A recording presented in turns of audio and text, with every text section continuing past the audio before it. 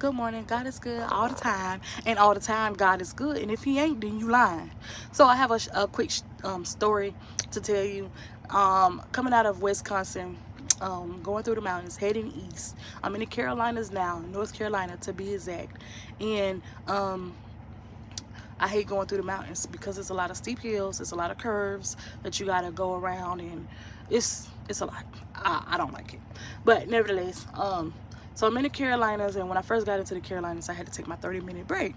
So I'm taking my 30-minute break. I pull off the interstate and I park alongside like this McDonald's, and on the opposite side it's like this little small neighborhood, and I thought I can just cut through that street with both cars parked on each sides of the street. I thought I could just cut through there to jump back on the interstate, but it didn't happen that way. So I'm gonna tell you guys what happened. I end up hitting this guy's car.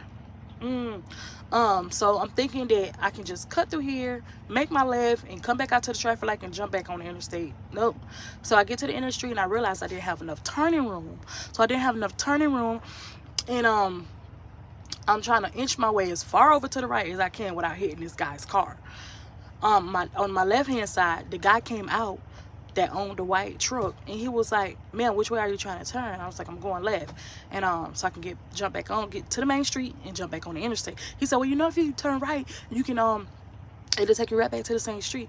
Lesson learned. I should have listened to him, but no, my hard head, but I want to try to proceed to go left anyway, since I was already in almost nearly, like, I was already in the actions of making my left hand turn. So making a left hand turn, I almost got out of there, but I ended up clipping the car on my right hand side. I tore the bumper off the car, and also just, you know, a little fender bender, but I tore the bumper off and put like an 8-inch scratch in the guy's car.